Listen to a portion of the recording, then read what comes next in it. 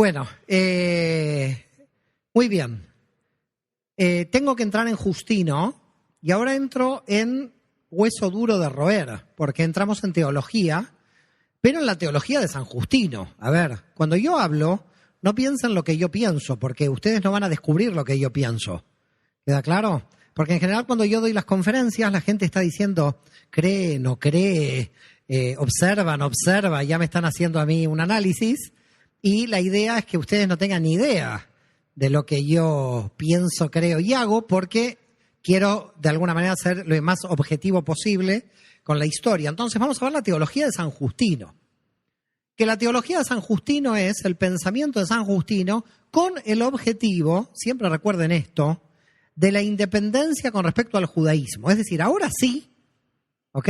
Ahora sí ya Justino es consciente, él asimismo se dice cristiano y él asimismo dice que él va a escribir una obra donde él como cristiano va a debatir con un judío. Es decir, aquí ya tenemos claramente, es la primera vez que lo tenemos claro en la historia, digamos, de las religiones, donde una persona como Justino dice, yo soy cristiano y tengo unas diferencias con el judaísmo. Podríamos decir que el diálogo con Trifón, así se llama la obra, es la obra clave para entender el nacimiento del cristianismo y su ruptura, por lo menos, no el nacimiento ya lo hemos analizado, sino el momento de ruptura, ¿ok?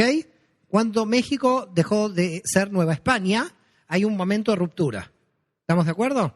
Entonces, así vamos a tratar de explicar cuál es esa declaración de la independencia, que como ustedes vieron desde el punto de vista histórico, ya con el cambio de la fecha pascual, es un intento, ¿ok?, de cambio en la realidad de la materia, en el cambio físico. Dijimos, queremos no conmemorar la misma fecha que los judíos. Con lo cual, pero Justino va a ser el primero que va a escribir una obra que se va a llamar Diálogo con Trifón, pero que algunos la hacen aparecer a la obra como Diálogo contra Trifón. Así que no sabemos si es Diálogo con Trifón o Diálogo contra Trifón. Trifón, indudablemente, es un imaginario. Lo que él hace es como un diálogo que él se lo inventa. Es decir, él está del lado de Justino, Justino del lado de Justino y Justino del lado de Trifón. Algunos investigadores dicen que es probable que este diálogo haya sido real, no un invento de Justino. ¿Por qué motivo? Porque en la tradición del Talmud hay un rabino que se llama Tarfón. Y es posible que este diálogo con Trifón haya sido en referencia a este rabino Tarfón, y coincide el rabino Tarfón con la misma época que Justino. Con lo cual algunos investigadores dicen, no es una idea de Justino esta obra. Es probable que esta obra haya sido probablemente un diálogo real, o con Tarfón, que es Trifón, como él lo escribe, o con un judío con el que se encontró Justino, con el cual dialogó. ¿Por qué motivo nosotros creemos que realmente fue un diálogo real y no un diálogo ficticio de Justino? Porque en verdad en algunas partes parece que gana la parte judía. Y si Justino no hubiera tenido el diálogo, hubiera tirado agua abajo para su lado. Entonces, en verdad, esta obra es muy interesante porque tanto Justino, en representación ya de la parte cristiana, como Trifón, en representación de la parte judía, dan argumentos muy sólidos en ese combate dialéctico donde ya se marca una diferencia.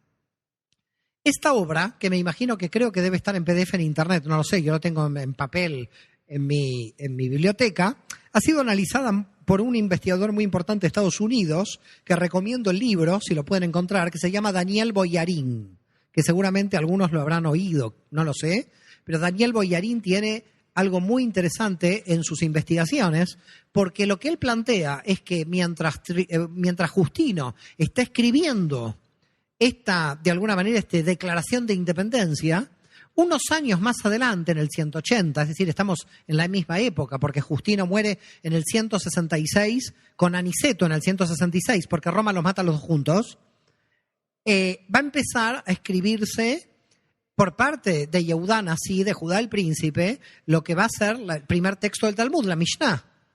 Y así que es muy interesante que lo que se llama en el fariseísmo la ley oral rabínica, que es la Mishnah, la primera parte del Talmud, va a ser contemporánea con este esfuerzo que el cristianismo en Roma está haciendo para la independencia. En definitiva, estaríamos diciendo que el cristianismo y el judaísmo rabínico estarían naciendo en la misma época, si se quiere.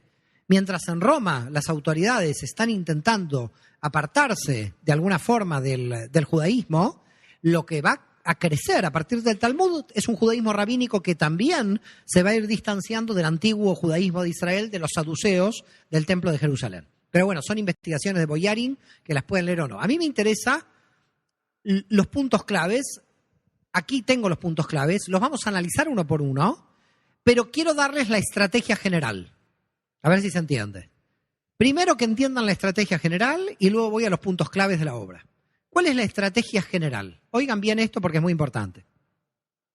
Lo que hicieron los primeros teólogos cristianos para atacar al judaísmo fue tomar la autocrítica judía como ataque a los judíos. A ver si queda claro lo que estoy diciendo. Lo voy a explicar tranquilos.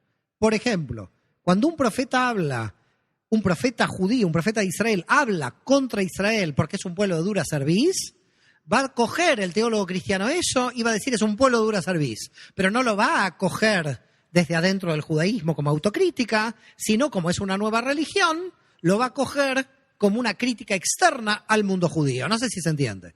Esto es así. Yo hago un chiste, soy judío, un chiste de judíos. ¿Estamos de acuerdo?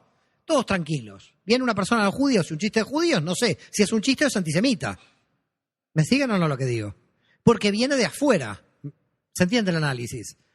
Como yo hago el chiste de judíos y soy judío, esto es una autocrítica. ¿Qué era Jesús? Un judío que criticaba a los judíos. Bien. ¿Qué era Pablo? Un judío que criticaba a los judíos. Bien. Ahora viene una nueva religión, viene un nuevo movimiento que se quiere desgajar. Cuando toma Pablo, no lo toma como autocrítica. ¿Cómo lo toma? Como herramienta de ataque al otro grupo. ¿Se entiende la estrategia general? Entonces sucede una cosa misteriosa. Uno lee Pablo y uno lee que la circuncisión por la fe es un elemento clave en Pablo para que los gentiles entren dentro de la alianza. Cuando uno ve en Pablo que un gentil, Romanos 2:29, un judío es el que lo siente por su corazón y su circuncisión no es por la carne, sino por la fe, lo que está intentando Pablo es que está interpretando la circuncisión por la fe para que los no judíos puedan entrar a la alianza. ¿Se entiende? Ahora viene Justino y ¿qué dice? Nosotros tenemos la circuncisión por la fe porque la circuncisión por la carne no sirve. A ver si se entendió lo que pasa aquí.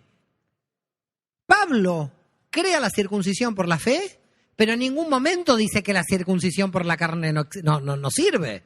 Siendo judío, es más, en Gálatas dice, el que se circuncida tiene que cumplir toda la ley. ¿Recuerdan ese pasaje? ¿Ok?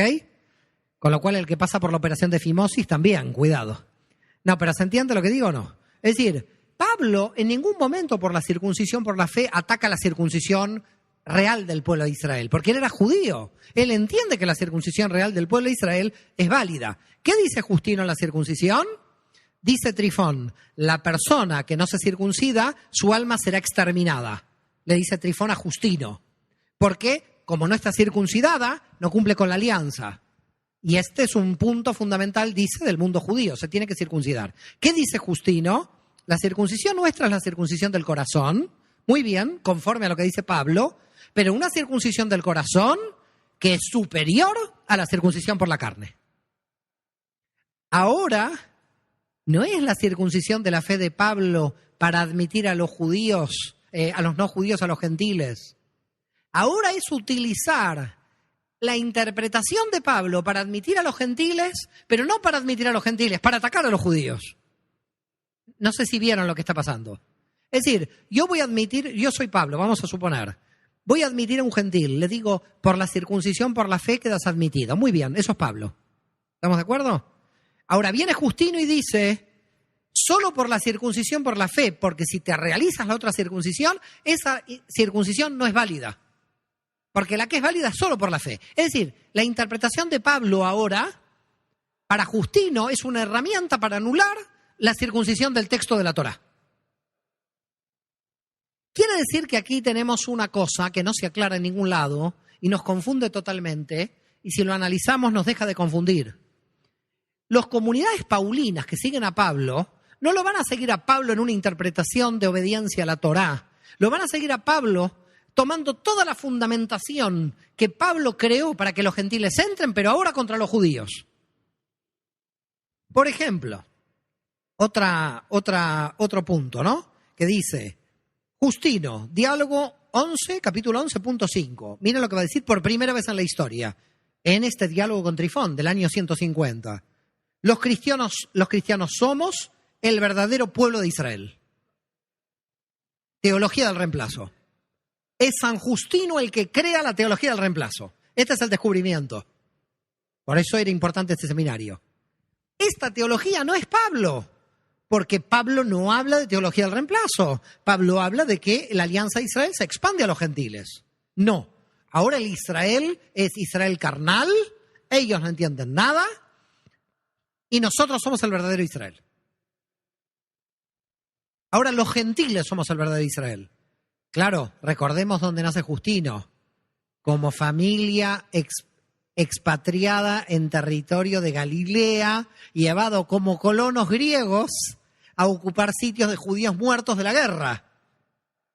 Es decir, habría un antijudaísmo griego y pagano, y esta gente entró al grupo, se cristianizó, pero siguieron siendo antijudíos. No sé si me van siguiendo. Quiere decir que estos antijudíos, aparece una cosa que es totalmente paradójica. ¿Cómo antijudíos cristianos? Es decir, es totalmente paradójica. Un cristiano que sigue a Jesús siendo judío no podría ser de ninguna manera antijudío. ¿Cómo se da esta paradoja? Esta paradoja se da con la teología del reemplazo. Pero la teología del reemplazo ni es de Jesús, ni lo soñemos, ni es de Pablo. Es la utilización de lo que dice Pablo para darlo vuelta y en vez de admitir a los gentiles, tirárselo contra los judíos. Por ejemplo, que va a decir, nuestra circuncisión es el bautismo. Ahora ya no tiene sentido la circuncisión, porque la circuncisión por la fe se va a mostrar en el bautismo. ¿Estamos de acuerdo? Ahora miren cómo puedo tirar abajo la argumentación de Justino, diciendo que hay bautismo por la fe. Si hay bautismo por la fe, no necesito el agua del bautismo. Así como Pablo inventó la circuncisión por la fe. No la inventó, la trajo de Jeremías. ¿Ok? Pero la trajo de Jeremías para que los gentiles puedan entrar. Todo el objetivo de Pablo era que los gentiles puedan entrar. Todo el objetivo de Justino es que los judíos puedan salir. Claro. ¿Se entiende? Es decir, los judíos con Pablo admitieron a los gentiles. Ahora los gentiles tenían que expulsar a los judíos. No sé si ven la estrategia general de lo que estamos hablando. Por ejemplo, hay un debate. Dice Trifón, ¿cómo vamos a expiar? Mira, estábamos justo hablando hoy en la mañana de expiación. ¿Cómo vamos a expiar por la muerte de un hombre? Dice Trifón. Y ahí, por supuesto, Justino viene con las profecías de Isaías. Está bien, ahí es un tema mesiánico. No podríamos decir que hay un problema de estrategia, porque ahí hay un tema mesiánico. Pero fíjense la Pascua. La Pascua, él dice, nosotros, en verdad, no necesitamos festejar la Pascua. Si fuera por Justino, no hay ni Pascua cristiana, desde este texto. Porque nosotros, en verdad, ya no somos la mala levadura, porque Cristo nos sacó de la mala levadura. Por lo tanto, alegoriza también el tema de la Pascua. Y nosotros, dice, y aquí viene la grande, y nosotros descansamos el día del Señor, que es el domingo. Oficializa el domingo. Señores, miren, con Justino tenemos el domingo, tenemos que ya la circuncisión no es válida, pero ¿cómo contraataca Trifón? ¿Qué le dice Trifón en el texto? ¿No? Y él dice, admitamos que un cristiano, le dice Trifón, se circuncide porque él entienda que tiene que observar la ley. Es interesante este diálogo, ¿eh? Y dice Justino, yo admito que una persona se circuncide porque sigue observando la ley, pero que no confía en la ley para la salvación. La salvación es la fe en el Mesías.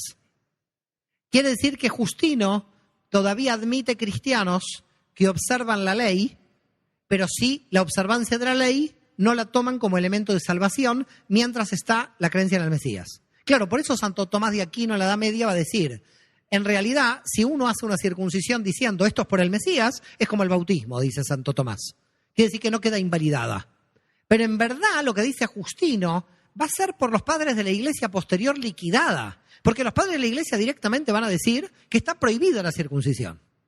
Ahora, ¿cómo sabemos nosotros que los primeros cristianos se seguían circuncidando, observando este rito de entrada a la después llamada iglesia? ¿Cómo sabemos?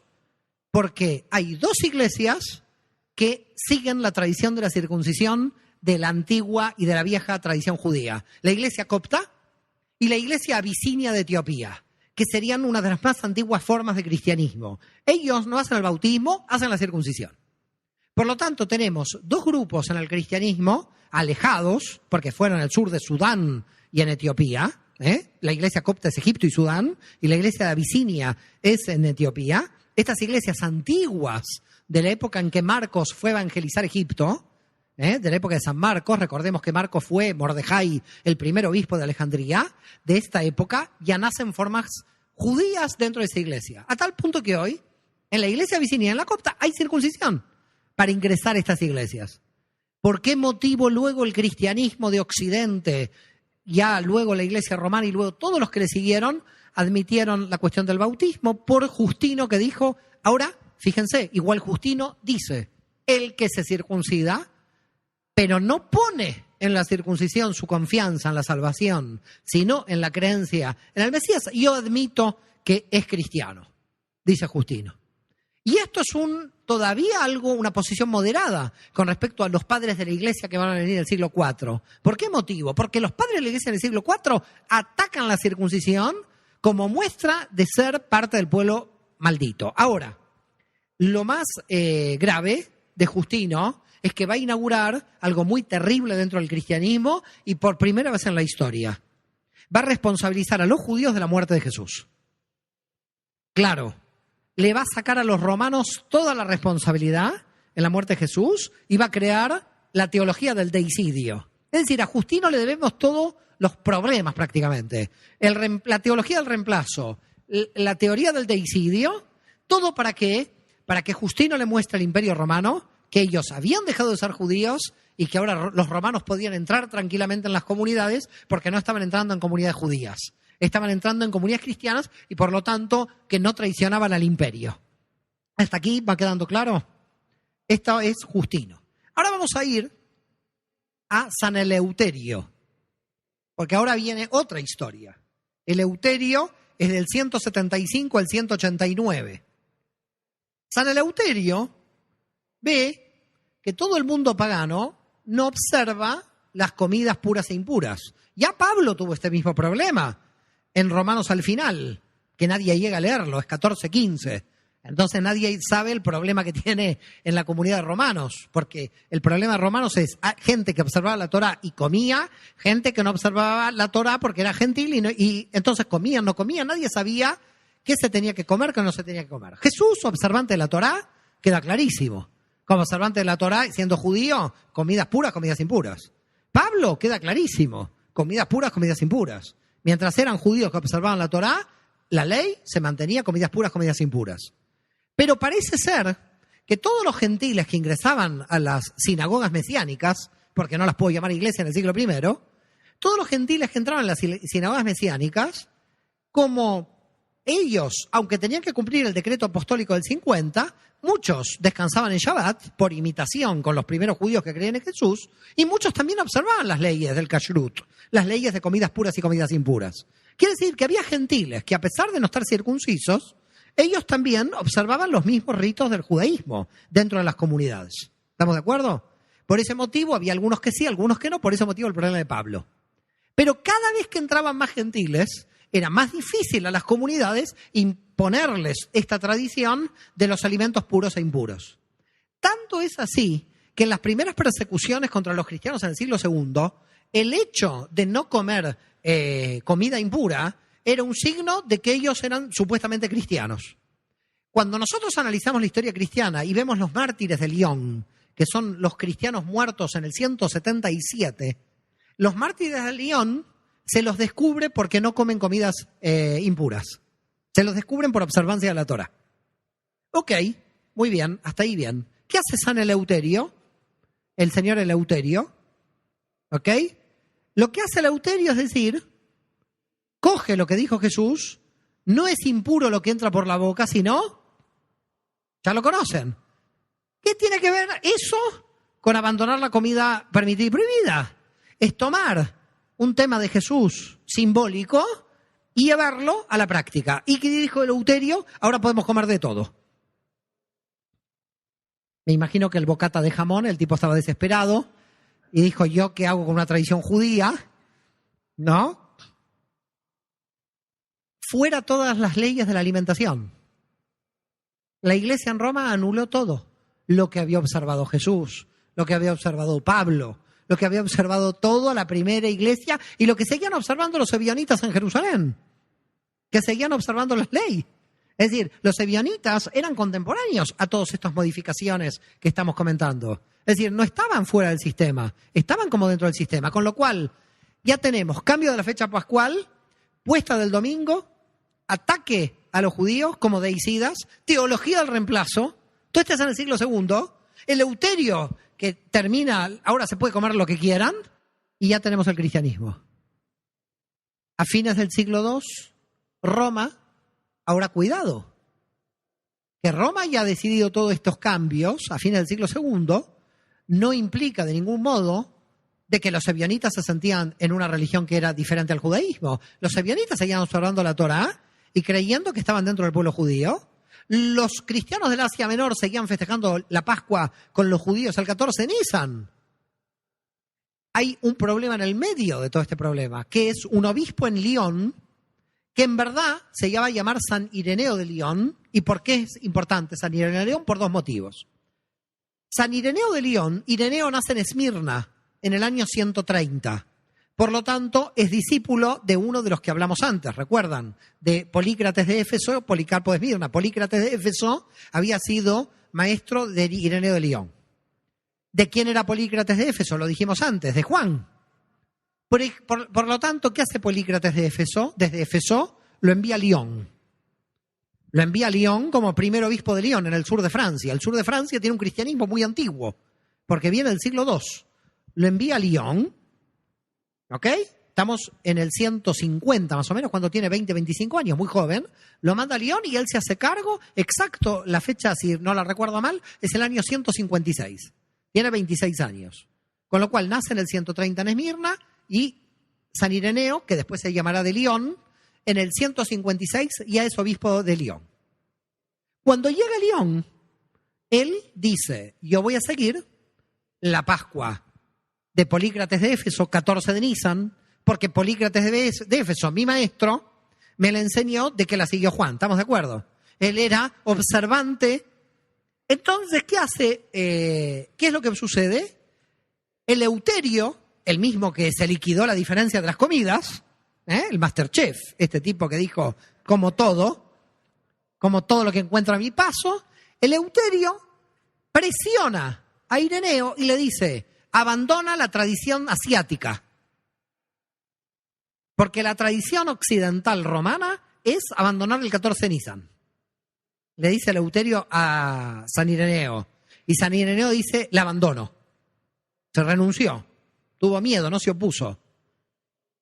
Con lo cual, Ireneo, en su juventud, había seguido el 14 de Nisan, pero por presión romana, tuvo que abandonar la fecha pascual hebrea a instancias de Eleuterio. Por eso cuando vamos a tener la querella pascual con Víctor, que expliqué antes, ahí va a estar de acuerdo con Víctor, porque ya se había convencido que había que seguir las órdenes de Roma.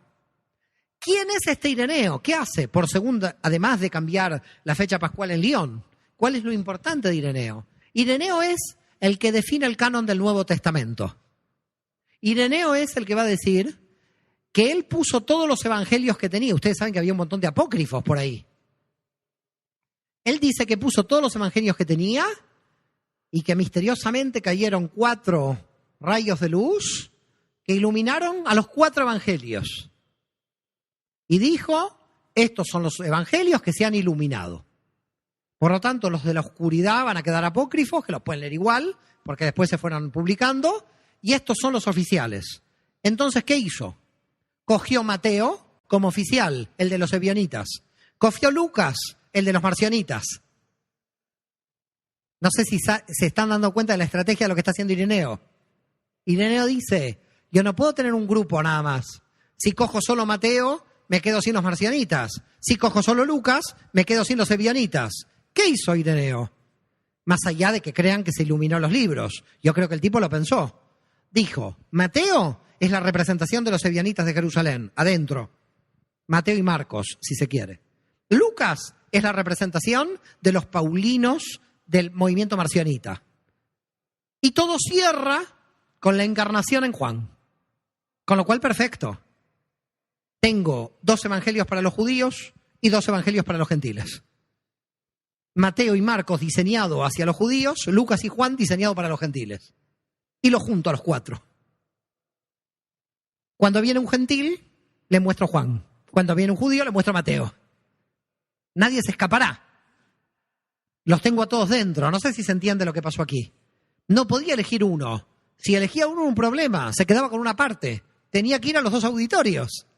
Tenía que convencer a los 2 auditorios. La única forma es que tenga canon de uno y canon de otro. ¿Cómo está esa gente? ¿Me ve ahí? Porque esta gente va a tener un problema de cuello. ¿Están bien ahí? ¿Seguro? Un masaje luego del seminario. ¿Cómo están? Es que yo no los veía, ahora los veo. Son los judíos de las primeras filas de la sinagoga. Yo solamente estoy viendo a los gentiles. Los judíos de las primeras filas de la sinagoga se me escapan. Bueno, no sé si se va aclarando un poco todo este proceso. Es decir, primera cuestión, para ir sintetizando y pasar a otro tema, que es muy importante. Primera cuestión, en el siglo I y II todavía había muchos judíos. No se les podía cambiar radicalmente como Marción, que quería anular el Antiguo Testamento. En el siglo II también estaban entrando muchos gentiles, a pesar de que había mucha población judía. Por lo tanto, tampoco no se le podía entregar un mensaje a los gentiles. Y Pablo en sus cartas envía mensaje a los 2 de manera confusa. Pero había que tener evangelios para todos los auditorios, porque básicamente había 2 auditorios. No se podía desjudaizar el movimiento tan radicalmente, pero tampoco se podía gentilizar tan rápidamente. Por ese motivo, algunos historiadores de la religión dicen, si Marción hubiera aparecido en el siglo IV, hubiera triunfado. Porque en el siglo IV estaba tan paganizada la iglesia, que si Marción hubiera dicho, dejamos el Antiguo Testamento, venga, lo dejamos, por la superpaganización que tiene la iglesia. Por ese motivo, los historiadores de la religión dicen, Marción llegó muy rápido, cuando todavía el cristianismo era muy judío, para abandonar todo el Antiguo Testamento. Llegó a principios del siglo II. Todavía no estaba muy gentilizado. No sé si comprenden lo que estamos diciendo. Todavía no habían entrado tantos gentiles que le den apoyo a Marción para liquidar el Antiguo Testamento. Todavía había muchos elementos judíos dentro. Es más, lo que nos preguntamos realmente en la historia religiosa, lo que intentamos investigar estos temas, es cómo se pudo dar un movimiento, en cierto modo, tan antijudío como Marción en el 130, 140, cuando Juan, el último apóstol, muere en el 100. Estamos a poco tiempo de un movimiento que es claramente judío del siglo I, a que tendríamos que tener muchos siglos para que se desjudaice el movimiento, y en verdad ya vemos una persona como Marción entre el 130 y 140 ya desjudaizando el movimiento. Pero indudablemente la que aceleró el proceso de desjudaización, como yo llamo este proceso de desjudaización del cristianismo tan judío, fueron las rebeliones contra Roma. Si no se entiende esto, no se entiende nada. Las rebeliones contra Roma eran problema, porque el cristiano quería apartarse de los elementos nacionales que tenía el judaísmo dentro de sí mismo. Por lo tanto, aquí hay una reflexión que es ya importante destacar, porque me tengo que apurar, queda 1 hora, si no apuro nos vamos a perder. A mí me gustaría que analicemos juntos la cuestión de por qué motivo, cuál fue el motivo central por la cual los judíos de aquella época, por supuesto muchos siguieron a Yoshua como el Mesías, pero no la gran mayoría. La gran mayoría realmente no lo siguió por la entidad nacional. Primera cuestión, porque el Mesías que esperaba Israel era un Mesías nacional. Por lo tanto, tenemos aquí un problema en la cuestión mesiánica. El Mesías que esperaba Israel es el que Rabbi Akiva proclamó en el siglo II. Un Mesías cuyas características sean un Mesías que se levante para restaurar el reino de David. Este es el tipo de Mesías que estábamos esperando, me incluyo, yo no lo esperaba, no sé si por reencarnación estaría por ahí, pero básicamente era el que esperaba Israel. Una cosa interesante, el mesianismo que el cristianismo va a tener hoy, que es un mesianismo expiatorio bajo el canon de Pablo, bajo la ideología paulina, cuidado que puede ser un mesianismo que haya cambiado. ¿Por qué haya cambiado? Porque el mesianismo paulino viene en una segunda etapa que no es el mesianismo del propio Jesús. ¿Por qué motivo? Si nosotros leemos Hechos de los Apóstoles, capítulo 1, versículos 6 y 7, cuando la única pregunta que a Jesús se le hace después de resucitar es: ¿cuándo restaurarás el reino de Israel? Y esa no es una pregunta del reino que vuela por ahí. Esa es una pregunta de nacionalistas judíos. Por lo tanto, yo diría, en el concepto mesiánico del cristianismo tenemos un primer concepto mesiánico que probablemente fue el original y que probablemente estaba Judas en esa idea, y es: hagamos una revolución. Y es probable que cuando Judas no vio que había ninguna revolución, dice: este Mesías no me sirve. ¿Quedó claro lo que decimos? Y después se arrepintió y ya saben la historia. Pero en verdad, no es solamente probablemente Judas el representante de este tipo de ideología. Eran seguramente todos los apóstoles los representantes de esta ideología, porque en Hechos 1, 6, 7 aparece claramente que le dicen: ¿cuándo restaurarás el reino de Israel? Y esta es la pregunta, y esta es una pregunta política. Es una pregunta que va contra Roma. Quiere decir que cuidado, que el reino que luego va a tener Pablo seguramente va a tener más que ver con las profecías mesiánicas universales y no tanto con la restauración de Israel, la restauración política.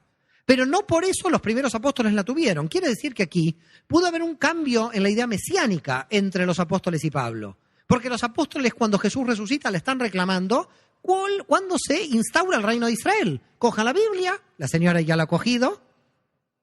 La señora baila muy bien. Voy a contar una confesión. Nadie aquí la sabe. Espero que mi señora no se entere. Pero esta señora es como mi novia en Cancún. Porque hemos bailado en la noche de Shabbat, a la luz de la luna. No diga. Ahora, eso sí, usted me sacó a mí a bailar, ¿eh? No, hay que decirlo, porque si no van a creer que aquí vengo yo. La pasamos bien, ¿eh? En Shabbat, no diga. No por bailar nada más, ¿eh? A ver qué piensa el público. Por todo. Pero a ver si queda claro el problema en que nos encontramos aquí. El mesianismo original de los judíos que seguían a Jesús probablemente era el mesianismo nacional de Israel, no el mesianismo del reino que vino luego con Pablo. ¿Por qué? Ya dijimos, Hechos 1, 6, 7, pero además otra cosa. Cuando lo van a detener a Jesús en el monte, ¿qué hace Pedro? ¿Qué hace? Muy bien. Acá saben todos esto, ¿eh? No tenemos que traer a Van Gogh. Le corta la oreja al soldado Malco. ¿Y por qué? Porque además Pedro, para el católico de ser papa, casado y judío, estaba armado. Ahí sí yo no coincido con Pedro, ¿no? No crean que vengo armado, ¿eh? A mí dijeron: viajás a México, ¿con qué arma vas? No. Ahí me atienden bien, ¿no? Estoy ahí, vengo leyendo la huelga de los maestros, me voy armando yo. Porque aquí los maestros mexicanos son de armas tomar. Bueno, entonces, ¿la cuestión cuál es? El tipo, pobre Pedro, el tipo, llamarlo así que falta respeto, pero Simón Bariona, un judío que andaba por ahí, estaba armado. Porque probablemente el nacionalismo que tenían era el mesianismo político. Creían que se iban a levantar contra Roma. Y por eso Roma lo crucifica. Porque también Roma creía que se iban a levantar. Es decir, el único que sabía que no se iba a levantar era el pobre Jesús, que quedó en el medio. Pero los romanos creían que se iban a levantar. Y los judíos tenían toda la gana de levantarse. Por lo tanto, el pobre hombre decía: pero no entiendo nada. Me están matando. Yo no me quería levantar. El grupo de forajidos que tenía atrás sí se quería levantar. No los puedo parar, porque siempre los seguidores son más fanáticos que el maestro. Ustedes ven un gurú, los seguidores están locos, los seguidores. El gurú está un poco loco, los seguidores están totalmente locos. Entonces, claro, los seguían muchos locos. Atrás decía: yo no quiero la guerra contra Roma. Y los tipos estaban armados. Judas, Pedro. ¿Qué es esto? Iba a haber una revolución nacional ahí. Entonces Roma interviene. El pobre se está muriendo sin saber que hizo ninguna rebelión. El único que no quería hacer ninguna rebelión era el pobre Jesús, que quedó en el medio. Pero les digo que el primer mesianismo, tenemos la prueba de Hechos 1, 6, 7, era revolución nacional, era político. Solamente cuando viene Pablo introduce el concepto de mesianismo universal. Y ahí les cambia la idea. Y por eso le dice a Pedro: tú no entiendes nada. Que Pedro no entiende nada tampoco. Como el traidor ahora le dice que no entiende el plan. Es un caso curioso. Pablo era el traidor y cuando Pablo pasó al grupo, ahora le dijo a Pedro que no entendía nada. Es decir, el traidor al grupo le dice que el mesianismo de Jesús, sin haberlo conocido a Jesús, por supuesto. Con lo cual, como pueden ver aquí, el mesianismo hay que tener mucho cuidado, porque nosotros vemos el mesianismo a través de las gafas de Pablo. Pero si nosotros vamos a Hechos 1, 6, 7, vemos un mesianismo político de redención nacional. Quiere decir que en verdad los que podían entender mejor el mesianismo universal eran los judíos de la diáspora, no tanto los judíos de Israel.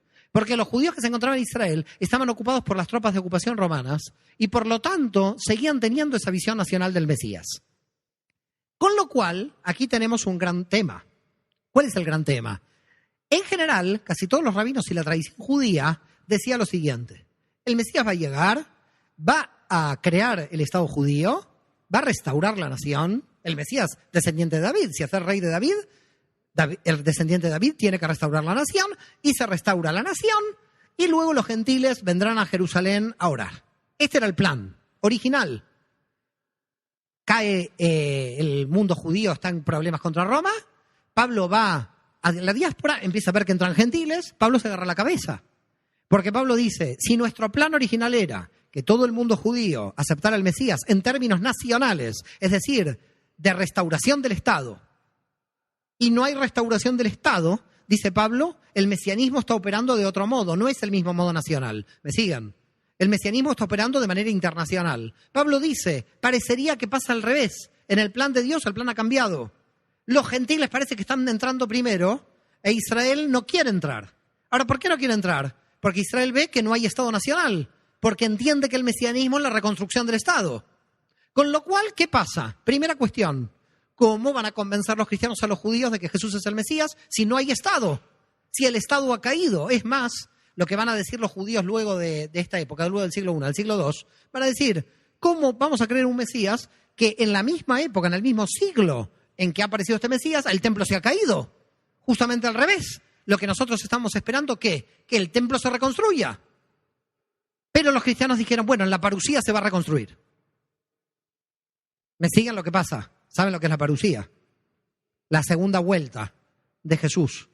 Entonces dice, no, eso se va a reconstruir. Por ese motivo, mucha gente en el cristianismo hoy piensa que es posible que Yoshua para el cristianismo pueda volver, dado de que hay un cumplimiento. El Estado de Israel se ha creado. Por lo tanto, si el Estado de Israel se ha creado, se está cumpliendo no el mesianismo solamente universal de Pablo, también el mesianismo nacional que nosotros teníamos. ¿Me van siguiendo? Ahora faltaría la reconstrucción del tercer templo, pero hay un pequeño detalle. Ahí está la mezquita de Al-Aqsa. Así que veremos cómo la Merkabah desde las nubes viene aquí a poner orden, porque nosotros vamos a tener un problema aquí. Pero bueno, dejamos el templo. ¿Cuál es el problema? El problema es, si los gentiles están ingresando, esta es la prueba de que Yeshua es el Mesías. Esto decían los cristianos. Los judíos que decían, si Israel no es Estado, esta es la prueba que no es. Primer punto de, si se quiere, de división. ¿Ok? El segundo punto es el punto de Pablo en cuanto a la cuestión de las profecías mesiánicas. ¿Por qué motivo? Pablo va a decir, se están cumpliendo las profecías, los gentiles entran. Pero ¿cuál es la profecía mesiánica? Que todos los pueblos lleguen a Jerusalén. Pero no dicen las profecías mesiánicas que todos los pueblos sean judíos. Dice que vayan cada pueblo con su identidad. No dice que se hagan. ¿Qué estaba pasando en las sinagogas de Pablo? La cantidad de gentiles estaba arrasando con los judíos dentro. Entonces los judíos dicen, si siguen entrando los gentiles vamos a desaparecer como nación. No estaban los pueblos en su calidad de pueblos, en su identidad nacional viniendo a Jerusalén. Venían a Jerusalén, pero primero pasaban por las sinagogas. Entonces, acá aparecía un problema que es muy sutil, pero es que es importante a la hora de entender también por qué en el siglo II empezó a haber una población judía que se resistía a la idea de que Yoshua es el Mesías. Porque decían, si yo acepto que Yoshua es el Mesías, yo tengo que ir a una sinagoga mesiánica. Si voy a una sinagoga mesiánica donde hay gentiles, estos gentiles son no judíos. Mis hijos se casan con no judíos, el pueblo de Israel desaparece. Por lo tanto, en el siglo II dijeron, wow, aquí no estamos debatiendo el mesianismo de Yoshua. Aquí estamos debatiendo la supervivencia de la identidad nacional. Aquí puede desaparecer el pueblo de Israel. puede desaparecer el pueblo de Israel por el éxito de la entrada de los gentiles. Es decir, es una cosa curiosa. El éxito de un grupo de judíos podía ser tan grande que arrastraba al judaísmo a su desaparición. No sé si lo están viendo. ¿Me siguen lo que estamos diciendo? Es decir, saben que también se puede morir de éxito.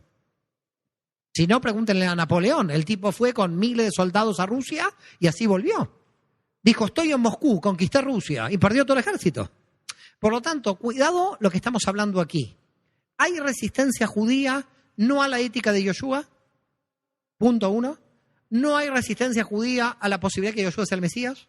¿Hay resistencia judía a que tanta cantidad de gentiles ingresando en las sinagogas, lo que podían llegar a hacer era disolver a los judíos que estaban dentro y hacer desaparecer al pueblo de Israel, que era lo que observaba la Torá? Y el pueblo de Israel dijo, la observancia de la Torá es eterna, yo no puedo desaparecer porque tengo un pacto eterno, y los gentiles que están entrando, está bien que entren, pero que no se mezclen conmigo, que vayan a Jerusalén a orar. A ver si queda claro el problema de la redención mesiánica universal. La redención mesiánica universal, desde el punto de vista de la teología judía, eran pueblos que no se mezclaran con el pueblo de Israel, porque Israel tenía que seguir manteniendo la Torá. Si Pablo en Romanos injerta a los gentiles, pensando que iba a injertar pocos y que se iban a judaizar, pasó al revés. Se injertaron tantos millones de gentiles que se desjudaizaron los judíos que estaban dentro. Y los judíos que estaban dentro dijeron, wow, esta masa de gente que está entrando va a hacer que desaparezca el pueblo de Israel, no vamos a poder creer que la Torá es eterna, no vamos a poder cumplir el pacto y nos vamos a disolver entre todas las naciones. Pablo seguramente dijo, ¿y qué me importa? Que se disuelvan entre todas las naciones y que hay un Israel gigante. Probablemente esa era la idea de Pablo, pero las fuerzas nacionales judías dijeron, no, si nos mezclamos con todos los pueblos puede desaparecer la observancia de la Torá. Por lo tanto, ¿qué hacemos? Si nos disolvemos con todos los pueblos, se cumplen las profecías mesiánicas. Pero dejamos de observar la Torá. Y si observamos la Torá, no se expande. Por lo tanto, ¿qué pasó? Se expandió solo. El cristianismo tuvo que cortar lanzas porque el judaísmo no pudo resolver esta contradicción interna entre las fuerzas nacionales de mantener la identidad y las fuerzas internacionales que querían la aceptación internacional de todos los pueblos. De todos los pueblos, no dentro de las sinagogas. De todos los pueblos creyendo al Dios de Israel directamente yendo a Jerusalén. ¿Me siguen? Ahí pueden llegar a entender qué pasó en el siglo II con la resistencia judía a la cuestión de Yoshua, porque tú lees el Nuevo Testamento de Yoshua y dices, pero estoy de acuerdo 100% con esto. Un judío, cualquier judío, lee el Nuevo Testamento y dice, esto es un libro judío, este es un Mesías judío, estos son apóstoles judíos y toda la ética judía. Y un cristiano del otro lado dice, pero qué curioso, un judío que ya sabe que tiene el Mesías judío, que tiene toda la Torá, que tiene, es muy raro que no reconozca, tendría que ser el primero. Pero ¿qué pasó? Lo hubiera reconocido tranquilamente si Pablo no hubiera dicho, no hay judío ni griego, hombre ni gentil, todos somos uno en Cristo. Claro. ¿Dónde está el problema? El problema es muy simple. Usted agarre un mexicano, un guatemalteco, un argentino, un brasileño y dice, todos uno en Cristo. ¡Epa! Yo quiero seguir siendo mexicano. Ah, no, para Pablo no, adentro. Nos vamos a mezclar todos. Yo creo que Pablo en algún punto no vio la cuestión nacional. No vio la cuestión de la identidad nacional. O Pablo no lo vio, o ya, como dijimos antes, había tantos gentiles en las sinagogas como efecto natural de que el judaísmo se haya expandido antes de Pablo, que Pablo lo único que quiso hacer es resolver el problema. Tampoco echémosle todo el problema a Pablo. Pablo es al revés. Pablo, cuando admite a los gentiles, es para admitir a gentiles que están dentro de la sinagoga. Lo que no podía prever Pablo es la cantidad que iban a entrar. Es decir, veía una sinagoga de 100 personas, entraban 30, vengan. Entraban 40, vengan. Pero el problema es que un siglo después de Pablo, en una sinagoga de 100 entraron 2000. El mensaje fue tan exitoso que se comía a las comunidades judías en la observancia de la ley. Y comunidades que observaban la Torá, comunidades observantes de la ley, un siglo después dejaban de observar porque se habían mezclado con gentiles.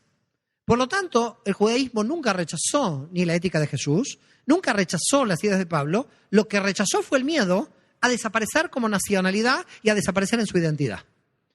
Quizás, vuelvo a insistir, Pablo tenía esta idea. Ahora vamos a los gentiles, porque nos hemos ocupado mucho de los judíos. Ahora vamos a los gentiles.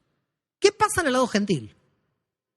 ¿Ok? ¿Qué pasa en el gentil? Vimos en el siglo I la confusión creada. Sí, Shabbat no, Shabbat sí, comidas permitidas, comidas prohibidas. Los que comían de todo criticaban a los que a los que no comían como judaizantes. Entonces es gracioso, porque en verdad el primer judaizante es Jesús. Porque era el que observaba toda la Torá. Por lo tanto, ¿cómo puedes acusar a alguien de judaizante si observa la Torá como Jesús? Eso es alucinante, la acusación. Por lo tanto, ¿qué pasa del lado gentil? Y qué pasaba, sobre todo de Roma, y sobre todo cómo esto nos lleva a fines del siglo II, principios del siglo III. Claro, el símbolo clave del movimiento era la cruz, pero sin Jesús dentro. En el siglo I, el símbolo del mundo de este grupo era el pez, nada más. ¿Ok? Pescadores de hombres. Ese es el símbolo más antiguo del grupo judío mesiánico dentro del judaísmo. ¿Ok? El pez. Pero en el siglo II ya empezó a cambiar hacia la cruz. ¿Pero qué vemos a fines del siglo II, principio del siglo III? La imagen de Jesús en la cruz. ¿Qué empezó a pasar? Nueva crítica del judaísmo, este cristianismo que se estaba paganizando en cierto modo. Se había agregado una figura. ¿Qué dice el texto bíblico? ¿Se pueden hacer imágenes? Por lo tanto, los judíos decían, nos presenta un problema. ¿Cómo nosotros vamos a creer un Mesías que ahora lo están idolatrando porque están haciendo una imagen? Están violando un mandamiento cada vez que aparece la imagen de Jesús en una cruz.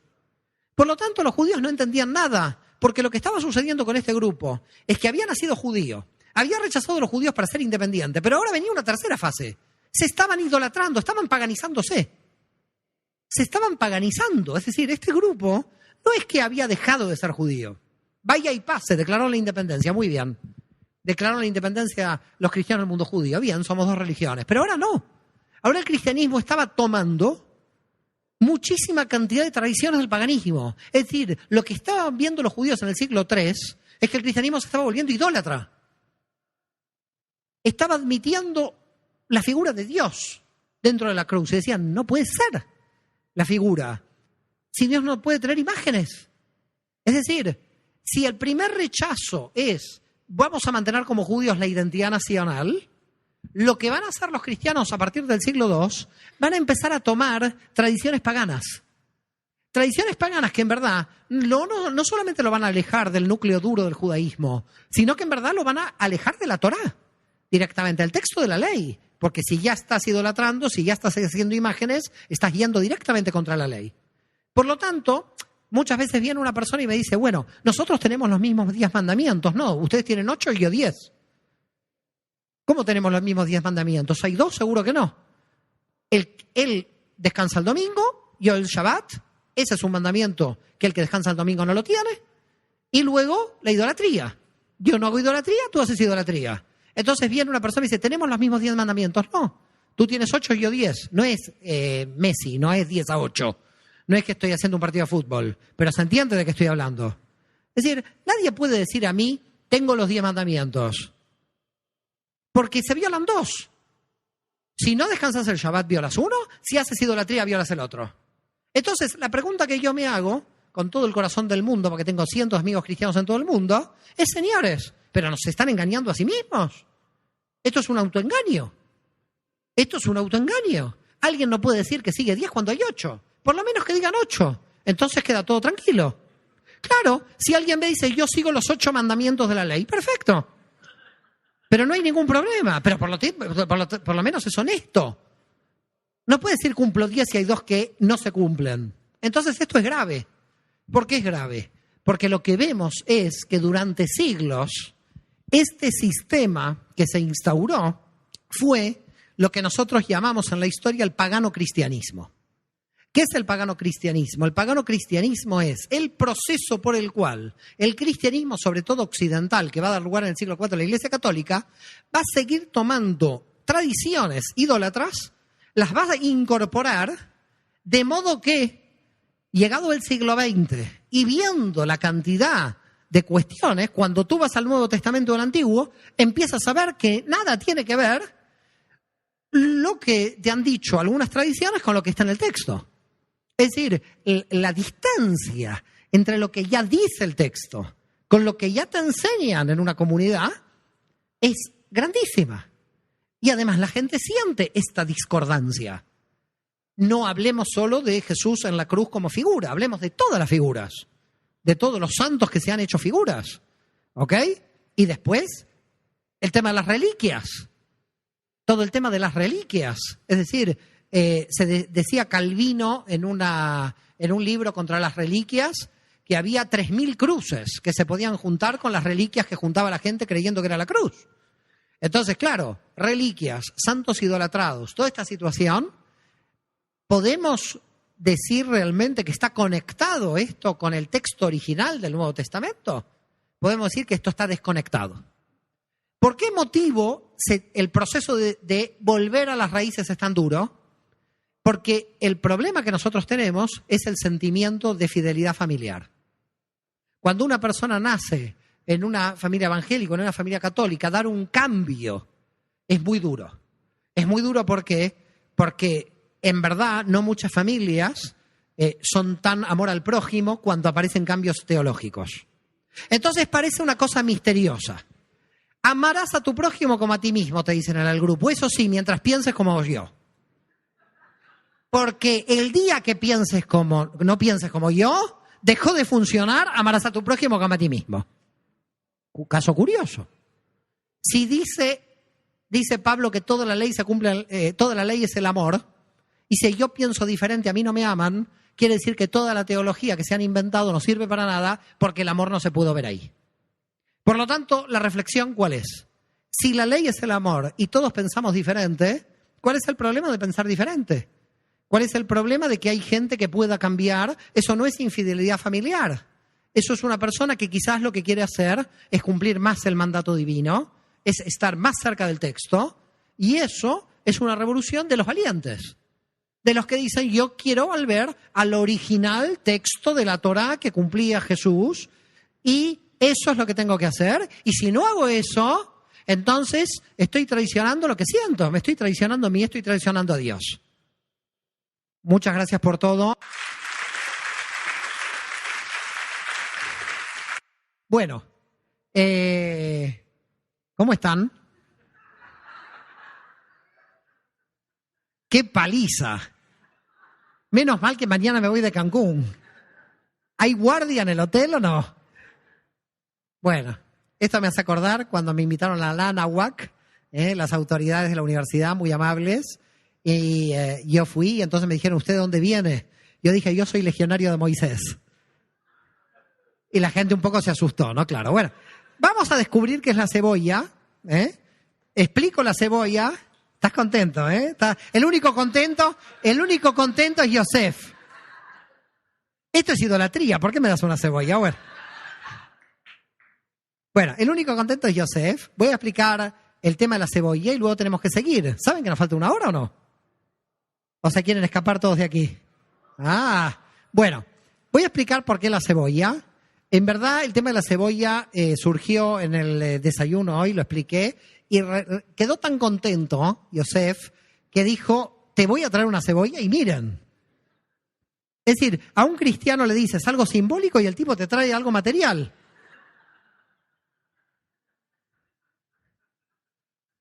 Eso es el comienzo de la idolatría. Le dices, te voy a contar el cuento de la cebolla. Le conté el cuento y estoy con la cebolla aquí. Qué cosa, qué cosa. Ser judío es muy difícil. Explico la cebolla y me trae una cebolla ya. Bueno, pero con la cebolla entendera. Gracias, Yosef, por la cebolla. ¿Qué quise explicar con el tema de la cebolla? Y creo que es muy importante que lo puedan entender. Y no creo que yo como judío tampoco no esté fuera de la cebolla. Todos estamos dentro de la cebolla. ¿Qué quiere decir? La cebolla tiene capas.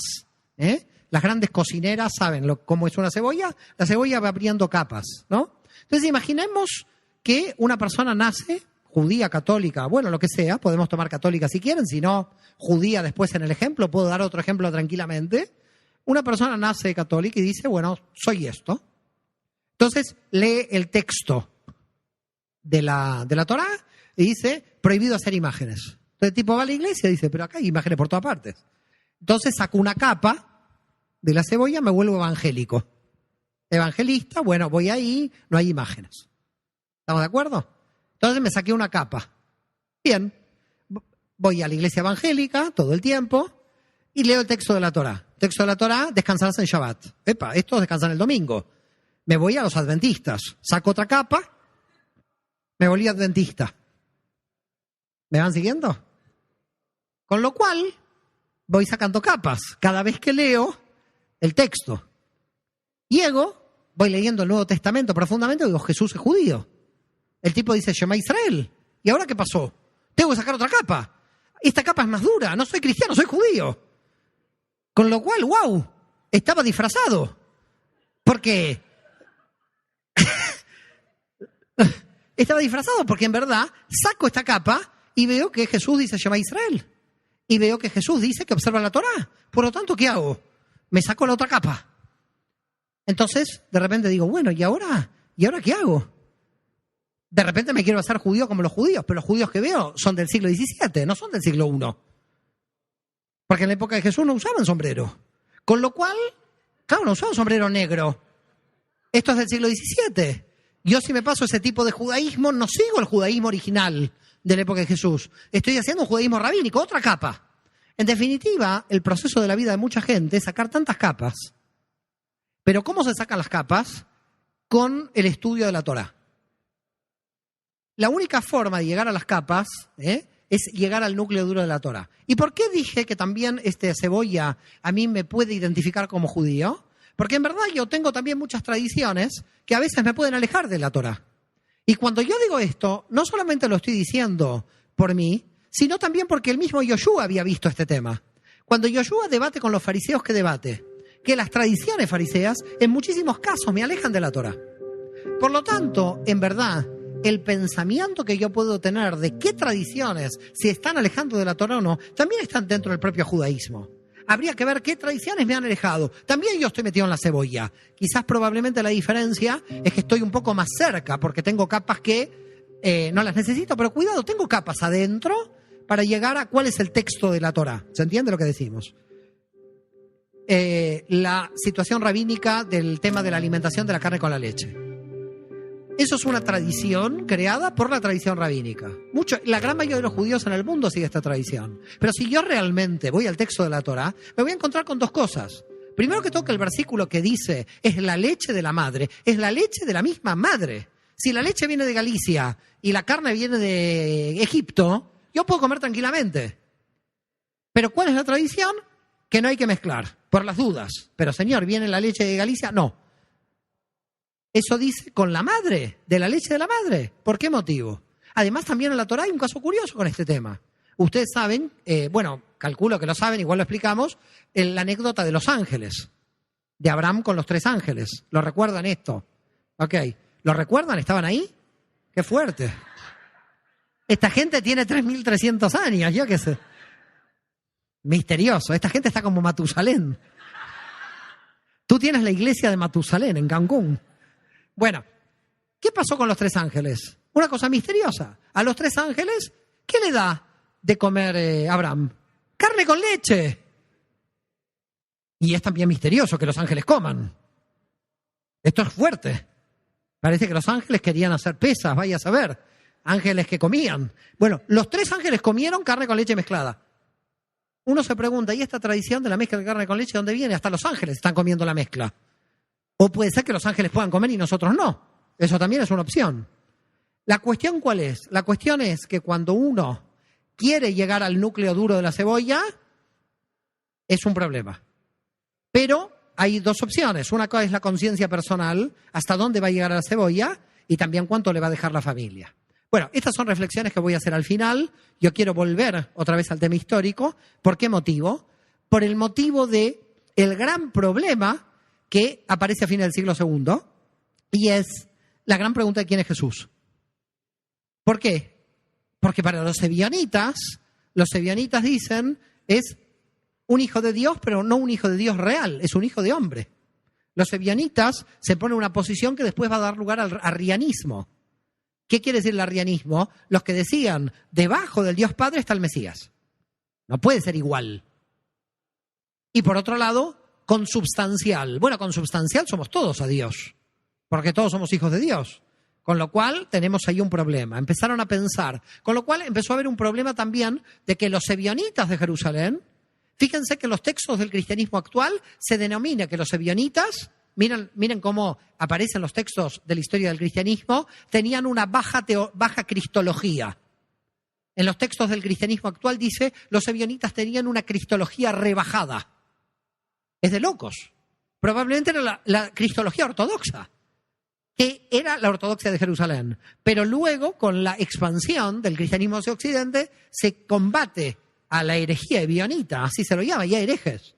Si los ortodoxos quedan herejes, como aquellos que entendían a Jesús no en la misma categoría que Dios. Inclusive tomando el propio pasaje, el propio texto del Evangelio de San Juan. Porque el Evangelio de San Juan se hizo carne, pero bueno, no necesariamente con el mismo nivel. Por otra parte, tenemos un problema en cuanto a la simultaneidad. Si uno es hijo es porque el padre nació primero. Con lo cual había grandes problemas en el ebionismo. No podía el ebionismo declarar que el hijo había nacido en el mismo momento que el padre. Pero ahí va a aparecer, lo vimos por la mañana con una amiga que está ahí atrás, ahí va a aparecer una teología farisea que se llama la preexistencia del Mesías. Eso lo inventaron los fariseos, porque eso en el texto bíblico no está. Los fariseos que dijeron que antes de la creación del mundo ya Dios tenía la Torá y el Mesías. ¿Estamos de acuerdo? Se llama la preexistencia. Busquen el texto en la Torá, no hay preexistencia de nada. Porque el Mesías es descendiente de David, por lo tanto tiene que descender de David, y David aparece históricamente en un momento de la historia. Entonces los fariseos, ¿qué hicieron? Como no podían demostrar que el Mesías viene desde el Génesis, porque es descendiente de David, lo mandaron antes del Génesis. Entonces los fariseos enviaron al Mesías como preexistente en el infinito, en el Dios Padre, para que de ese modo se pueda equilibrar el Mesías con Dios. Porque si no, el Mesías nace luego, no sé si me siguen. Para darle la misma sustancia, lo mandaron como al infinito. ¿Quién creó la preexistencia del Mesías? Los fariseos, no el cristianismo. Los judíos fariseos que hoy, cuando uno está estudiando con un rabino, ¿qué le dice? El Mesías es preexistente. Y es un tema que nos surge del texto de la Torá. Ahora, miren qué situación curiosa. Jesús luchó para poder llegar al núcleo duro de la Torá. Pero cuando el cristianismo tuvo que empezar a analizar la cuestión mesiánica, como no la podía analizar desde el punto de vista literal, ahí sí tenía que tomar tradiciones fariseas. Es decir, si no tomaba tradiciones fariseas y enviaba como preexistente al Mesías a la eternidad, tenía el problema básico de que el Mesías es descendiente de David y en consecuencia de David para atrás no hay Mesías. Entonces los judíos quiere decir que antes de David no creíamos en el Mesías. Y es así, no creíamos en el Mesías. Porque el tema mesiánico viene de David para adelante. No sé si me sigan el problema. Por lo tanto, aparece otro problema aquí en el siglo III. Si el Mesías, ¿qué naturaleza tiene? Porque si es descendiente de David es humano, pero si es preexistente al Padre es divino. Si es preexistente al Padre es divino, si no es humano. ¿Dónde lo ponemos? Los ebionitas dijeron totalmente humano. La posición es Jesús fue un ser humano, hijo de Dios, unigénito, lo máximo, pero no podemos ponerlo en la misma categoría que el Padre. Esto decían los ebionitas de la más antigua tradición.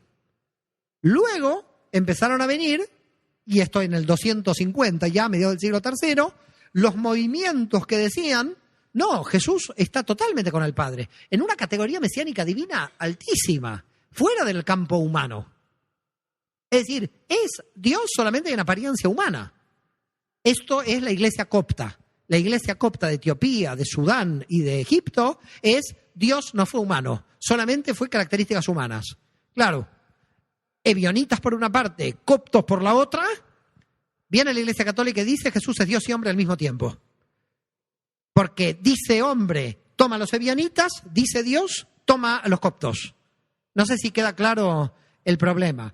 Pero entonces nos encontramos con un problema. Ahí ya no estamos discutiendo lo que se discutía en el siglo II, que era si Jesús era o no el Mesías. Aquí estamos discutiendo si Jesús es o no Dios.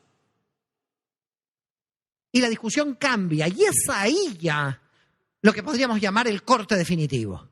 ¿Por qué el corte definitivo? Supongamos que hoy una persona judía dice Jesús es el Mesías. No pasa nada, sigue siendo judía. Pero si dice Jesús es Dios, estamos hablando de otra historia. Porque estamos hablando de que está habiendo encarnación, de que Dios se hizo carne. ahí entramos ante un problema, ya no es el problema mesiánico. Con lo cual la división en el siglo III se acelera, porque ahora ya no hay discusión. En el siglo II, un judío que estaba por ahí, por el Imperio Romano, decía, yo creo que Jesús no es el Mesías, bien. Otro decía, creo que Jesús es bien. No pasaba nada, seguía siendo judío, hijo de madre judía. Pero la base de la Torá para el mundo judío es la no idolatría. Si estamos diciendo que un hombre es Dios, para la teología judía podía configurar idolatría. Por lo tanto, la división ya se puso más dura, se puso más profunda. Ya no estaban discutiendo entre las dos religiones, Jesús eso no es Mesías.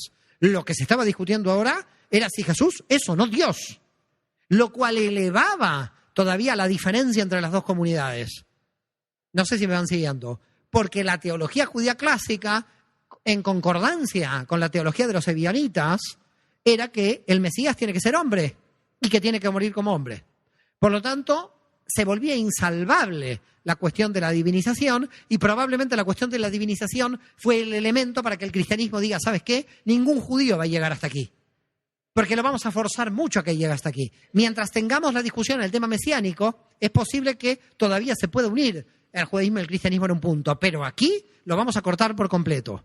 Por lo tanto, en realidad, la divinización de Jesús, de ese humano excepcional, que es la baja cristología de la que hacíamos referencia de los ebionitas, se transforma en una divinización no cuasi total, sino total en el caso de la iglesia copta, que son monofisitas, en el caso de la iglesia copta que dice solo es Dios y Jesús es una imagen, donde el judío ahí ya no puede dialogar si Jesús es o no el Mesías, porque la cosa se vuelve insalvable para una persona judía para llegar al tema de la divinización del Mesías. Entonces, en el siglo III se profundiza todavía más, si se quiere, la cuestión. Ahora, claro, después viene el desmadre, como lo llamo yo de alguna manera. No, pero el desmadre terrible, porque es el siglo IV. En el siglo IV ya pasan cosas rarísimas, porque aparece ya San Juan Crisóstomo diciendo sinagoga de Satanás. Pero es el desmadre, porque Jesús, el primer texto del Nuevo Testamento lo leyó en la sinagoga de Nazaret. Quiere decir que San Juan Crisóstomo está maldiciendo la sinagoga en donde Jesús leyó. Entonces ya tú dices, pero esto es de locos lo que está pasando aquí. Es decir, ya los padres de la Iglesia del siglo IV y luego del V, ya no solamente, ya son antijudíos militantes, y en su antijudaísmo militante, en verdad, están yendo contra el propio Jesús. Por eso Jacques Maritain, el gran filósofo francés, va a decir, cuando hay un cristiano antijudío, ese cristiano es anticristiano. No puede existir un cristiano antijudío, porque un cristiano antijudío es irse contra la sangre del Mesías para el cristiano. Un cristiano antijudío es ir contra el pueblo que le dio al Mesías. Por lo tanto, no puede existir un cristiano antijudío. Si existe un cristiano antijudío, ese cristiano es anticristiano.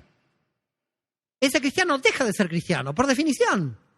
Con lo cual nos encontramos en el siglo IV de un antijudaísmo cristiano.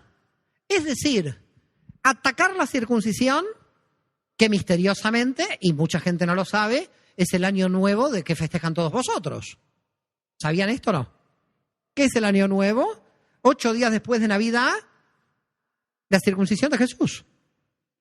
Señores, el año nuevo cristiano es el rito de la circuncisión que el propio cristiano abandonó. Les voy a contar una anécdota que me parece sumamente interesante para que vean en la locura teológica en que nos encontramos. Me invitan a una conferencia en la ciudad de Cascante. No tienen por qué conocerla, la pueden poner en internet. Está al sur de Navarra. Es casi la frontera con Aragón, el interior de España. Y ahí va un judío. Porque claro, desde 1492 que nos habían sacado por todas partes y la gente ya no había visto un judío en la historia. Y voy a dar una conferencia.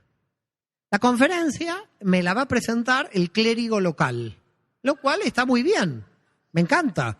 El cura local me va a presentar la conferencia y muy majo. El clérigo local, no era Joseph Sánchez, que este es, tenemos Dios Padre, el Mesías, Joseph Sánchez.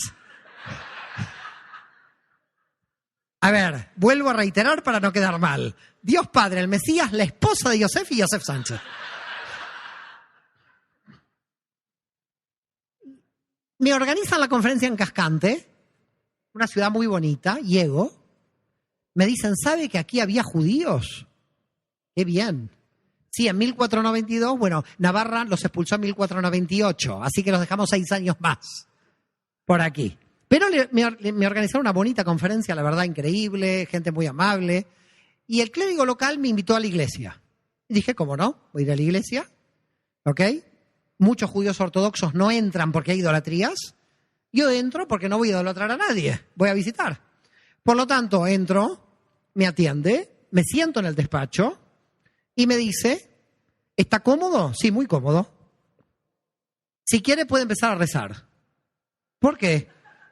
Porque este despacho era la antigua sinagoga de Cascante, que es el despacho ahora del clérigo local.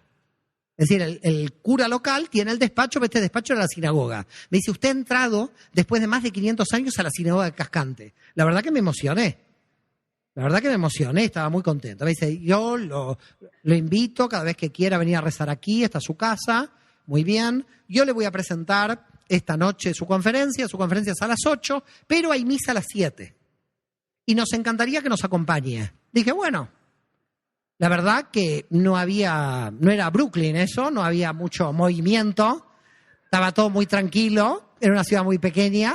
Dije, mira, estoy ahí, ¿qué vamos a hacer? Descansé la siesta y fui a la iglesia, a la misa Entonces estaba ahí.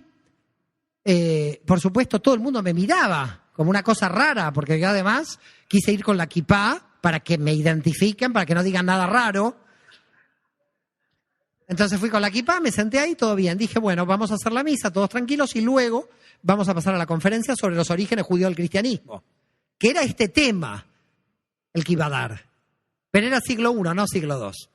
Y entonces todo el mundo preparado, ¿no? Un judío por primera vez, 500 años, está ahí en la iglesia. Y entonces dice, lectura del texto de Macabeos.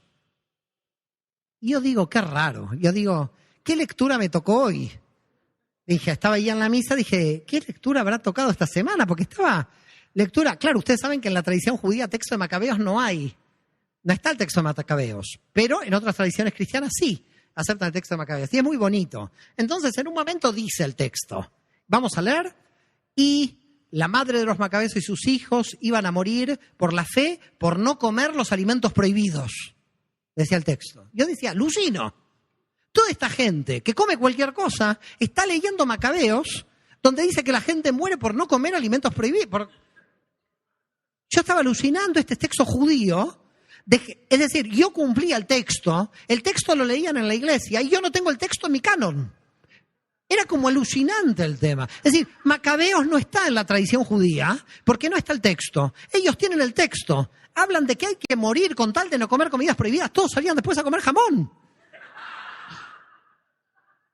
El único que cumplía ese texto era yo. El único que cumplía ese texto era yo, pero no está dentro de mi canon. Por lo tanto, era como alucinógeno todo esto. Cuando salimos de ahí no sabía yo ni quién era. De repente dije, soy el único católico de esta ciudad.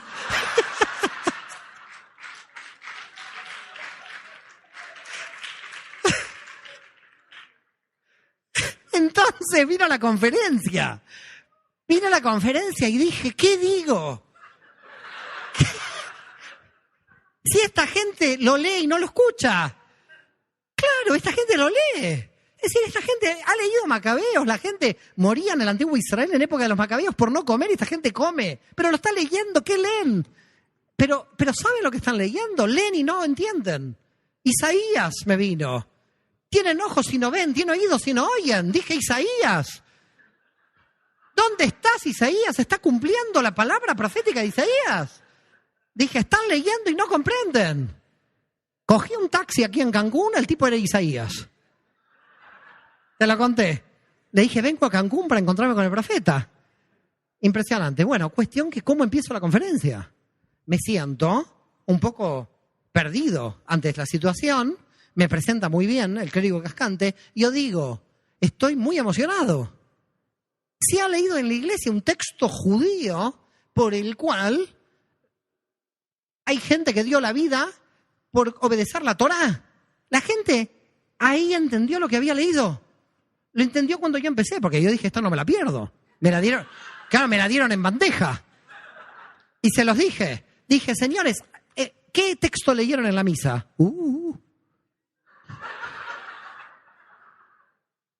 Cogí el texto de la misa para empezar la conferencia. El clérigo que estaba al lado estaba alucinando, porque tampoco se había dado cuenta. Yo no le dije nada, claro, me la reservé. En consecuencia, a lo que voy es, la cuestión es que a veces la reflexión con todo esto que estoy planteando es, ¿cómo es posible que estemos leyendo el texto sin capacidad de comprensión, sin realmente entender qué está diciendo ahí? Es decir, la cuestión central, es decir, ¿cómo es posible? Claro, vamos a tocar la Trinidad, yo puedo decir, bueno, el Shema Israel, ¿no? Y va a decir, Jesús dice, Marcos 12, 28, Shema Israel. Sí, pero alguien va a decir, bueno, creemos en la Trinidad porque al final de Mateo vayan a todos los pueblos a bautizar en el nombre del Padre, del Hijo y del Espíritu Santo. Shlomo Pines, un investigador israelí, demostró que esos dos versículos últimos son un agregado del Concilio de Nicea. Por lo tanto, claro, cuando viene el tema de la Trinidad, tenemos ahí un problema, porque ya está canonizado. Entonces, ¿qué hacemos? ¿Metemos la crítica histórica o decimos que es válido? Ahora, ¿alguien se puede imaginar que Jesús ya sabía la Trinidad? La cuestión es, entramos en el siglo III y entramos con un filósofo, con este filósofo ir terminando 15 minutos si quieren preguntas, que se llama Tertuliano. ¿Quién fue Tertuliano? Tertuliano escribió entre el año 190 y el 200, quiere decir en la misma época que Víctor estaba sacando a los cristianos que celebraban el 14 de Nisan, la Pascua hebrea, la fecha de la Pascua hebrea. Y entonces, ¿qué dice Tertuliano? Tertuliano es el primero que en un texto él habla de trinitas. La palabra para Trinidad aparece en un texto de Tertuliano, de fines del siglo II, principio del siglo III. Claro, cuando se habló de la Trinidad en Pablo, cuando se habló de la Trinidad, en ninguna parte aparece, es un misterio que Jesús diga en el nombre del Padre y del Espíritu Santo y después nadie repita esto hasta Tertuliano. Es realmente misterioso, 200 años donde nadie habla de la Trinidad. Por lo tanto, es posible que Shlomo Pines, el investigador israelí que descubre este códex en Estambul, tenga razón cuando dice hay un códex antiguo que no aparece en los dos versículos últimos que se les atribuyen a Jesús e ir a todos los pueblos. Claro, aquí encontramos un debate, si se quiere, y es si al final iba a todos los pueblos o no iba. En la teología cristiana aparece el plan A y el plan B. Parece que en el plan A, en la primera fase, Jesús dice, no vayas a las ovejas, sino solo a las perdidas de la casa de Israel. Así que aparentemente al principio estaba totalmente... Ahora, la propia persona que está diciendo al final del texto del Evangelio, vayan a todos los pueblos y bautizad, ¿no? Esa misma persona que aparece así en el texto tiene una gran contradicción con lo que nosotros estudiamos en el Nuevo Testamento. Porque en el Nuevo Testamento hay dos ciudades en el medio de Galilea, a pocos kilómetros de donde estaba Jesús en Cafarnaúm haciendo la prédica. Una es Tiberíades. ¿Ustedes vieron en el Nuevo Testamento que Jesús entra en Tiberíades? Yo no, nunca lo leí. Jesús jamás entró en Tiberíades. Y luego Seforis. No sé si han estado en Israel, pero Seforis era una ciudad griega. Es más, capital de la jurisdicción romana. Como Seforis era griega absolutamente pagana y Tiberíades en aquella época era griega absolutamente pagana, Jesús no entra ni a Seforis ni a Tiberíades. Ahora que alguien me explique el último versículo, ir a todos los pueblos a bautizar, cuando él se negó a entrar a Seforis y Tiberíades. Es decir, en la vida histórica de Jesús, él se niega a entrar en sitios de idolatría, en ciudades donde están mayoritariamente los paganos. Y en cierto modo, si vamos a Pablo, también nos encontramos con algo parecido. ¿Por qué? Porque Pablo va a las sinagogas. Es decir, Pablo también va a las sinagogas. Con lo cual, ¿qué tenemos aquí?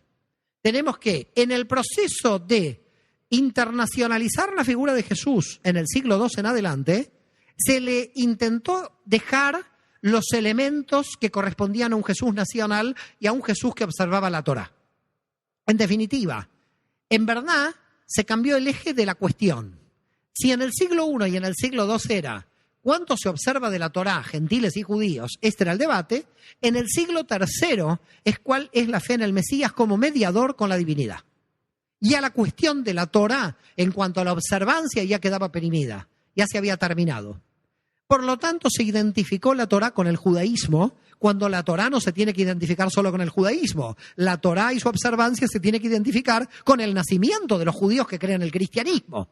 Pero a partir del siglo II, lo que se hizo fue tomar como estrategia que el judaísmo era legalista. No sé si han escuchado esta frase.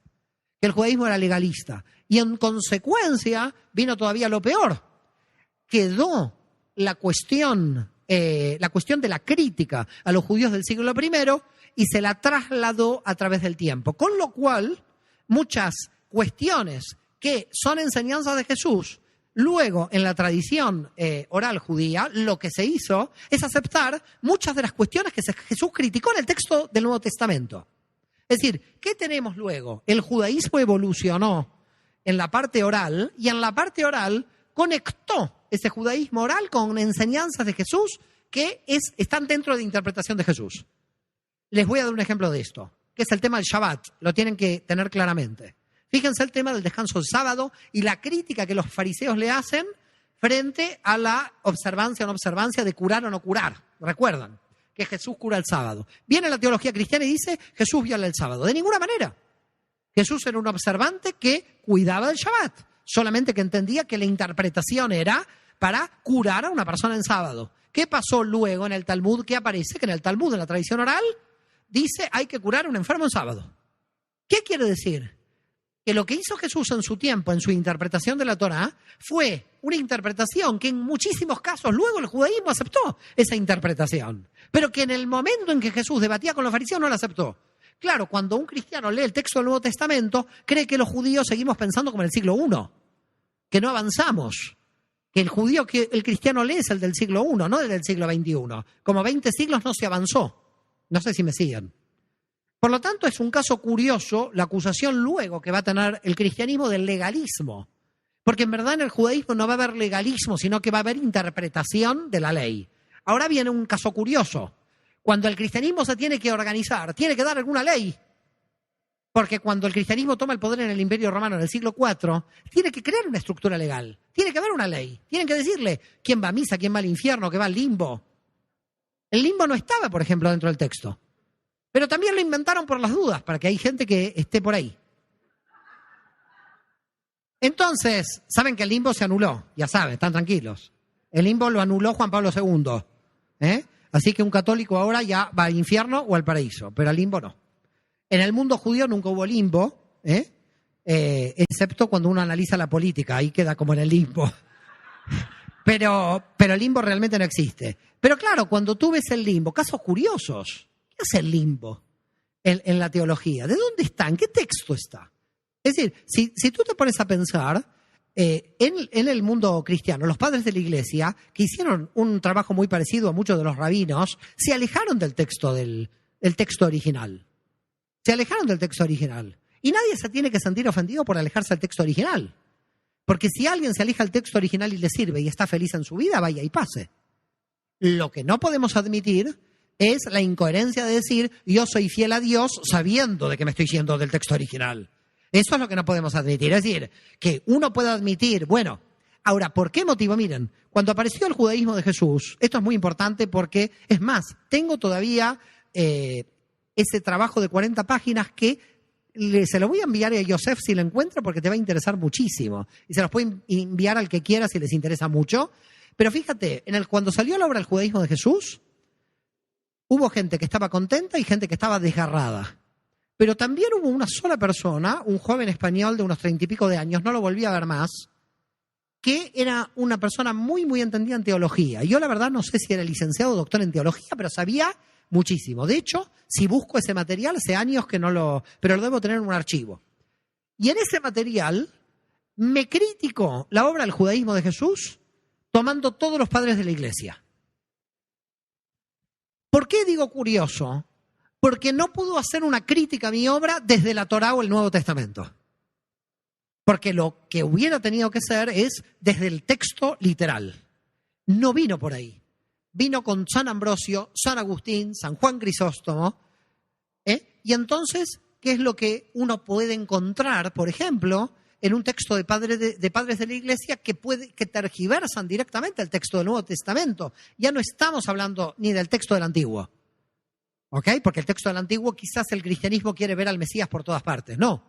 Sino en el texto del Nuevo, que se tergiverse frente al Nuevo. ¿Y qué podemos encontrar?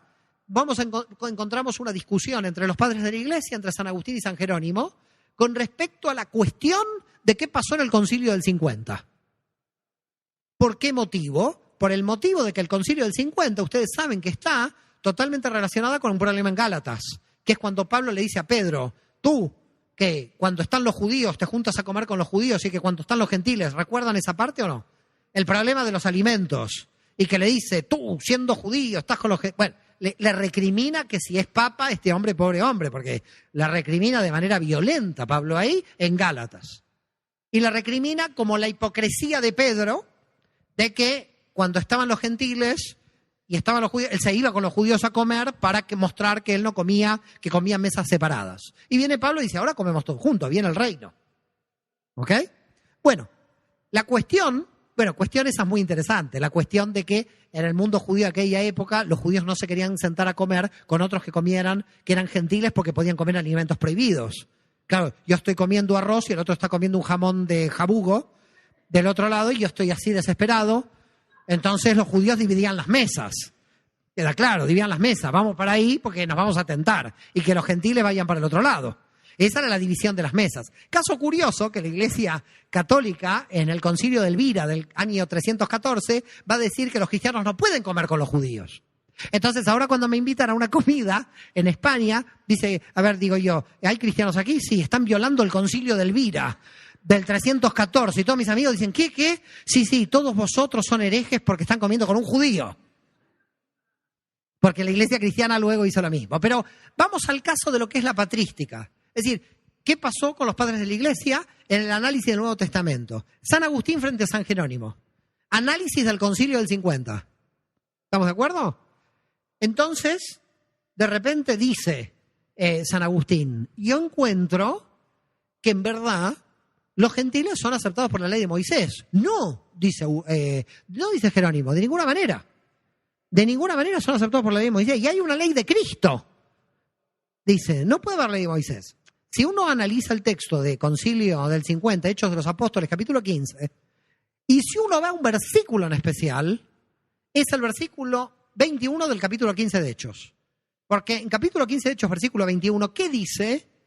Que la ley que le van a dar a los gentiles va a ser por observancia de la ley de Moisés. ¿Y qué va a crear? ¿Qué van a crear los padres de la Iglesia en el siglo IV? Que hay una ley de Cristo que es diferente a la ley de Moisés. Y que la ley de Cristo y la ley de Moisés son contrapuestas. Señores, eso no es catolicismo, es Marción. Es Marción del Ponto. Quiere decir que el catolicismo utilizó dentro de su teología, no abandonó el Antiguo Testamento, pero utilizó las teorías de Marción para atacar al judaísmo. Es decir, lo declaró a Marción hereje solamente porque Marción, como vimos en el siglo II, no podía admitir el Antiguo Testamento dentro del canon, pero ellos empezaron, y si uno va a un católico muy antiguo y a una persona muy católica y uno habla con la persona, no por intención, sino por cómo fue la educación ancestral, muchos dicen el Dios del Antiguo Testamento es el Dios del temor y el Dios del Nuevo es del amor. Es decir, el del Antiguo no te ama y te ama el del Nuevo, con lo cual es una cosa misteriosa. Quiere decir que el del Antiguo no amaba ni a Jesús, ni a José, ni a María, ni a todos los que están en el Antiguo. Una cosa misteriosa.